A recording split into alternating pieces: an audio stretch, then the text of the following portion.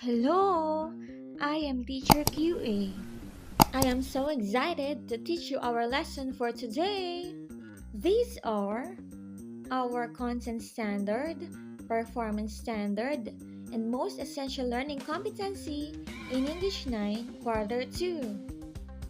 At the end of the lesson, students are expected to make connections between text to issues, concerns, or dispositions in real life. Use literature as a way of understanding one's life experiences as well as other people's lives and circumstances. Distinguish the features present in poetry. Express appreciation for sensory images used. Identify adverbs in each text. Pick out adverbs in the given paragraphs. And express one's disposition in literary forms such as poem and essay using adverbs appropriately and effectively. This module is divided into two lessons, namely, Lesson 1, Bridging Connections Between Poetry and Life, and Lesson 2, Finding Meaning in the When, Where, and How of Life. Now let's get started! English 9 Quarter 2 Module 1. Lesson 1, Making Connections Between Texts to Particular Social Issues, Concerns, or Dispositions in Real Life. Directions: read each question carefully and then choose the letter of the best answer. 1. What mood is suggested by the last two lines of William Ernest Henley's poem, Invictus? I am the master of my ship, I am the captain of my soul. A. Persistent. B. Sad. C. Vindictive. D. Funny.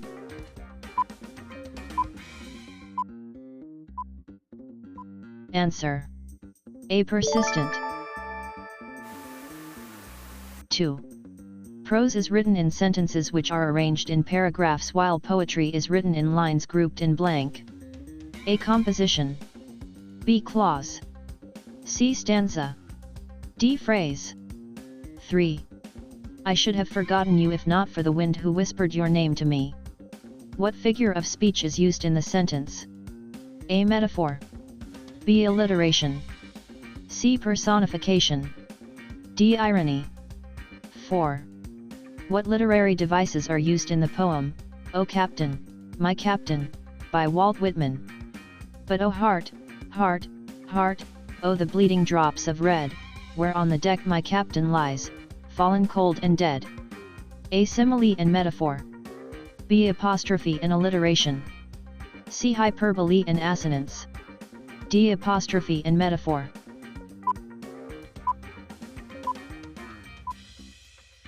Answers: 2. C. Stanza. 3. C. Personification. 4. B. Apostrophe and alliteration.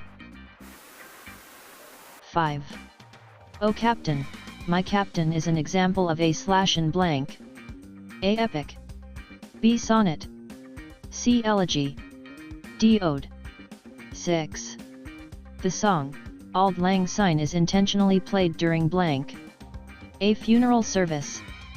B. Birthdays. C. Christmas party. D. New Year's Eve. 7. Auld Lang Syne is a title of a poem written by Robert Burns in 1788. What does the phrase literally mean? A. Happy New Year. B. For the good times. C. Old long since. D. Till we meet again.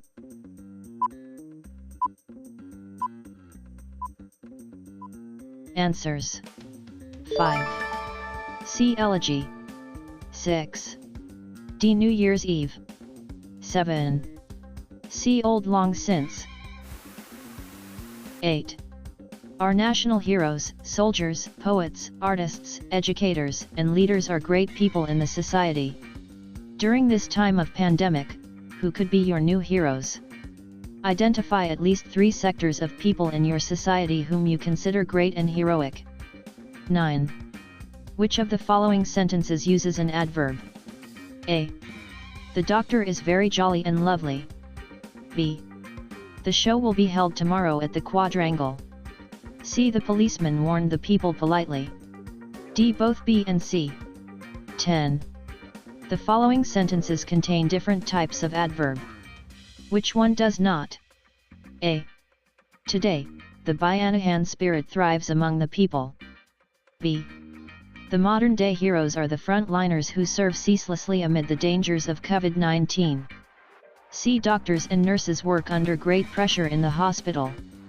D. The President praised all the frontliners.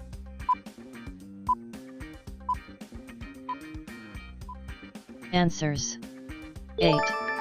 Doctors, nurses, military men/policemen/ or any frontliner. 9. D. Both B and C. 10. D. The President praised all the frontliners. 11.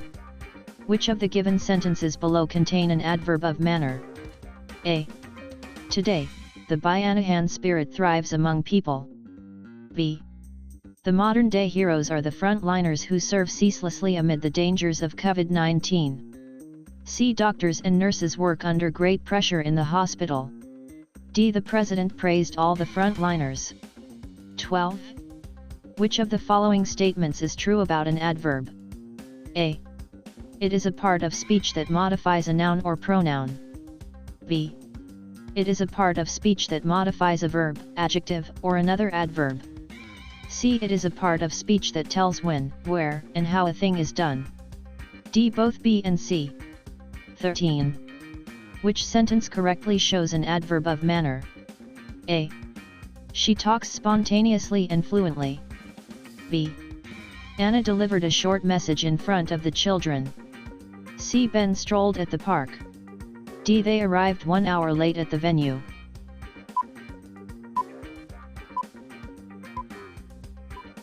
Answers. 11. B.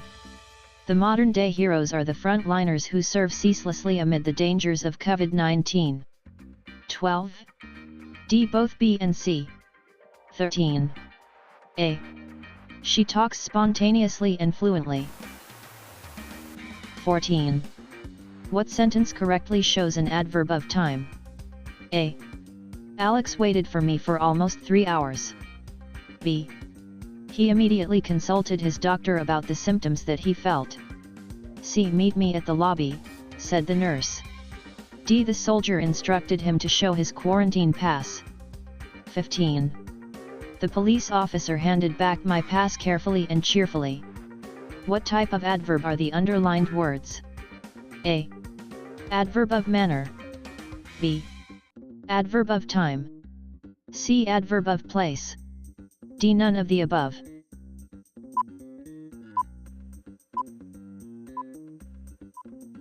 Answers. 14. A. Alex waited for me for almost 3 hours. 15. A. Adverb of manner. Lesson 1. Bridging connections between poetry and life. Men always find meaning in anything that happens to them, whether good or bad, pleasant or dishonorable, blissful or anguished. Indeed, there is always a connection between poetry and life.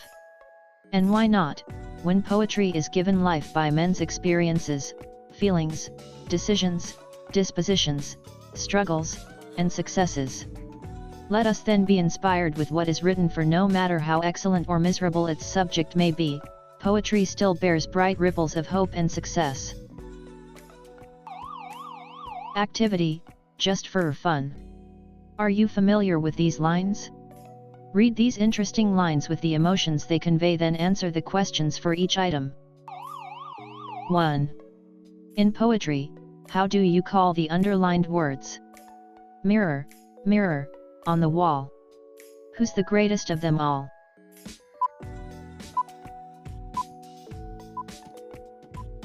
Answer. Rhyme. 2. What literary device is used in the tongue twister below? Peter Piper picked a peck of pickled pepper. A peck of pickled pepper Peter Piper picked. If Peter Piper picked a peck of pickled pepper, where's the peck of pickled pepper Peter Piper picked?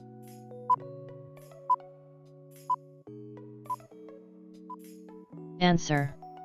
Alliteration. 3. Where are these romantic lines lifted? If I profane with my unworthiest hand this holy shrine, the gentle fine is this. My lips, two blushing pilgrims, ready stand to smooth that rough touch with a tender kiss.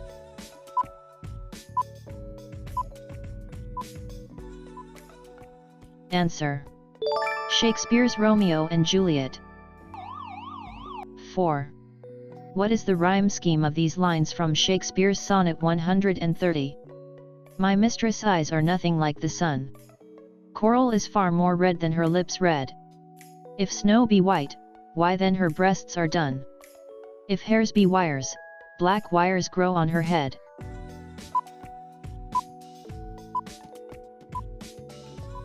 Answer: ABAB. Activity 1. Memories and photographs. 1. Can you name some of the great personalities of the world who are included in the collage? Do you think they are truly great? Why? Why not? 2. Among those whom you have identified, who do you consider as the greatest? Why? 3. In this time of pandemic, who do you regard as truly great? Why? Read the poem aloud and listen to the message it whispers to you. Observe the abundance of literary devices used by the author. Analyze how wonderfully the words are chosen to extract the richness of the ideas in each stanza. I think continually of those who were truly great. By Stephen Spender. I think continually of those who were truly great. Who, from the womb, remembered the soul's history. Through corridors of light, where the hours are suns, endless and singing. Whose lovely ambition was that their lips, still touched with fire, should tell of the spirit, clothed from head to foot in song. And who hoarded from the spring branches the desires falling across their bodies like blossoms. What is precious, is never to forget the essential delight of the blood drawn from ageless springs, breaking through rocks and worlds before our earth. Never to deny its pleasure in the morning simple light, nor its grave evening demand for love. Never to allow gradually the traffic to smother, with noise and fog, the flowering of the spirit. Near the snow, near the sun, in the highest fields. See how these names are faded by the waving grass, and by the streamers of white cloud, and whispers of wind in the listening sky. The names of those who in their lives fought for life, who wore at their hearts the fire's center. Born of the sun, they traveled a short while toward the sun, and left the vivid air signed with their honor. Activity 2. Check me out. 1. Who are being described by the persona in the first verse? What tone did the author use to describe them? 2. According to the second stanza, how are we supposed to treat precious things and great people? 3. In the last two lines of the third verse, name a few groups of people who, by virtue of their job or vocation, fall under this category.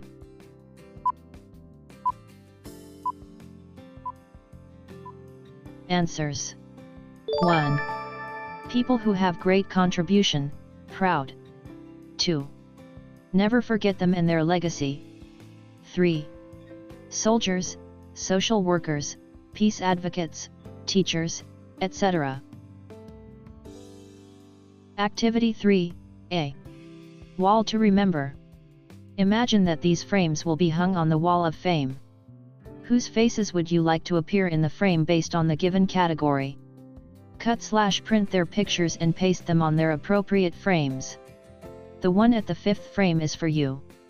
What could you be great of in the future?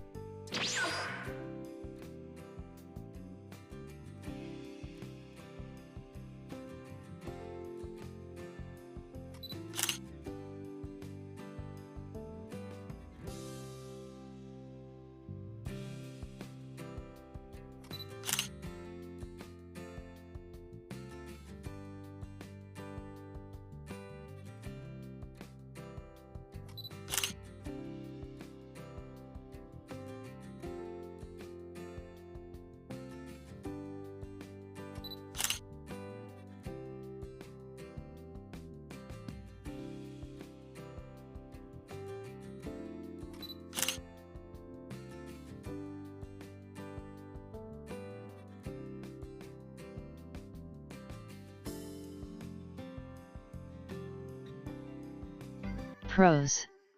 Prose is basically a literary piece presented in the pattern of natural, straightforward, and ordinary language, written in sentences that are arranged in paragraphs. It does not pay much attention to metrical or rhythmic structures but is most concerned about the accuracy of grammatical structure, punctuations, capitalization, and syntax. Poetry. Poetry is a special kind of artistic writing. It is a way of blending art with language. Repetition and rhythm are often used as building blocks for poetry. Poems use well-chosen words which are so intricately woven to convey lots of ideas, making each word very essential. These are the structure or form, syntax, kinds or types, language style, and content or purpose of prose and poetry.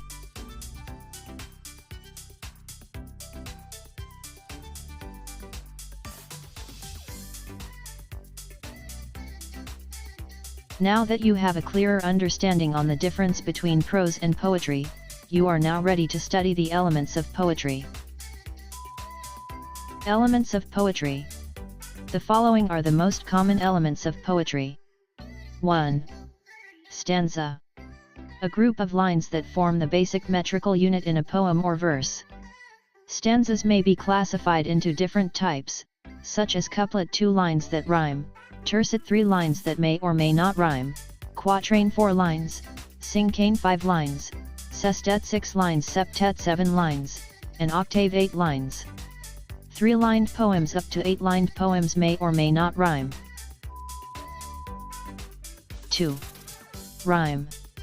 The repetition of the same or similar sounds at the end of each line. It is achieved when 2 or more words have the same sound when spoken or read, though these words may not have the same spelling. This rhyme creates a pattern within the poem, called rhyme scheme, which makes the poem more interesting. 3. Rhythm. The pattern of stressed and unstressed syllables in each line, giving the poem a regular beat. Each group of stressed and unstressed syllable is called foot. One kind of metered foot is the iamb, which is a unit of rhythm consisting of one unstressed, followed by one stressed syllable. Iambic pentameter consists of 5 iambs in a single line. 4. Tone. The attitude of the writer about a subject. This is created by word choice, setting, regular or irregular meter, and figurative language. Mood. The emotion evoked by the author. It is the feeling or the atmosphere that the reader gets when he is reading a text. 5. Imagery. The use of vivid words that appeal to the 5 senses in order to deepen the reader's understanding of the text. It also means the use of figurative language to represent ideas in a way that appeals to our physical senses. It usually creates an image in the reader's mind. 6. Figurative language. Refers to a language that conveys deeper and more complex meaning of words than what it literally suggests. It is achieved mostly when identifying or comparing one to another. The most common figures of speech used in poems are simile, metaphor, personification, hyperbole, irony, alliteration, assonance, consonance, onomatopoeia, repetition, and symbolism. A glimpse of sonnet and the sonneteers. Sonnets were first written as love poems which started in Italy by Francesco Petrarch in the 14th century. He was the first known major sonnet writer. Petrarch wrote a lot of poems compiled in a book called Canzoniera, meaning songs. His first epic poem, Africa, and other writings on Roman history made him very popular in Europe. In 1341, he became Rome's poet laureate, one who is appointed to write poems for special events and occasions for the government. Here are the differences between an English sonnet and an Italian sonnet.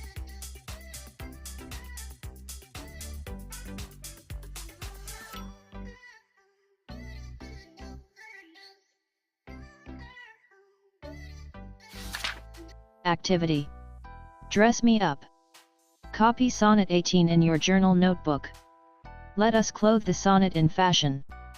First, label the lines according to their division as quatrains and couplet on the left side. Then on the right, underline all end words and write its rhyme scheme using the alphabet. When this is all done, try to mark the unaccented as well as the accented syllable in each line using the appropriate symbols. Sonnet 18. By William Shakespeare. Shall I compare thee to a summer's day? Thou art more lovely and more temperate. Rough winds do shake the darling buds of May, and summer's lease hath all too short a date. Sometime too hot the eye of heaven shines, and often is his gold complexion dimmed, and every fair from fair sometime declines, by chance or nature's changing course untrimmed. But thy eternal summer shall not fade, nor lose possession of that fair thou owest, nor shall death brag thou wanderest in his shade, when in eternal lines to time thou growest. So long as men can breathe or eyes can see, so long lives this, and this gives life to thee. Activity. Exit ticket. You have been exposed to different types of poetry and have experienced sonnets as well. It would be nice to show us your takeaway by doing the exit ticket below. Be sure to answer all items to pass through the next level. Exit ticket. 1. In this lesson, I learned new words, such as 2. I was especially hooked in the particular topic on. But then I think I need more time understanding the topic on. As a consequence, I will try to cope with it by 3. Through this lesson, I realized that life. Literature and Life. By Maribel Anagumangan. It has been said that literature is life. It mirrors everything that transcends in our everyday life. Literature encompasses all types of emotions in any circumstances across people in all walks of life. At times it greatly manifests how man braves the storm of life to see the glittering rays at dawn. Sometimes it also paints man in his quest for the truth and how he explores every unturned stone to quench his thirst for what is. Often, though, literature portrays man in response to the dictates of his heart, whether that be on love, despair, bliss, trials, triumph, struggles, and power, to name a few. All these things having been scribbled on the pages comprise literature. It must be understood that literature and life do not outsmart each other. They walk alongside, hold each other's hand, and leave their mark on the sand. And like the story of the footprints in the sand, they leave only one mark because one carries the other. It means, whatever man experiences, whatever man imagines happening, whatever man puts to life, it is artistically interwoven in literature. One glorious thing about literature is that the rough edges of man's experiences are refined by the lessons conveyed in the written pages. The adversities experienced by man today due to this pandemic must not cripple his desire towards the attainment of his dreams. He should learn to blend colors in life to let prism glow its natural beauty as it is swiftly moved by the blow of the wind. Amidst these eminent changes, man must trust the one true God and his plans for us. Look at a man in the eye and wipe away the glaring shadow of fear and uncertainty in him.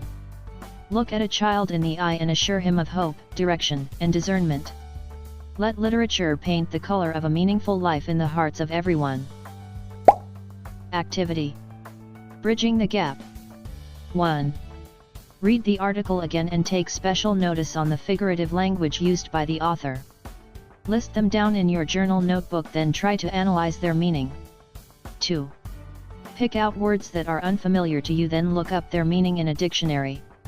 Beside your definition, construct a sentence using the vocabulary word. 3. Choose a line or an idea that struck you the most. Relate that line or idea to your present situation in life. 4. Think of something positive to say to someone in your family whom you think is most affected by the pandemic. Talk to him or her about the other side of this inevitable challenge.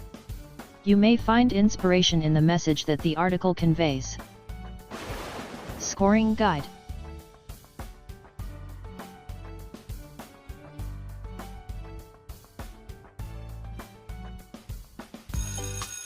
That's all for today. See you in our next lesson.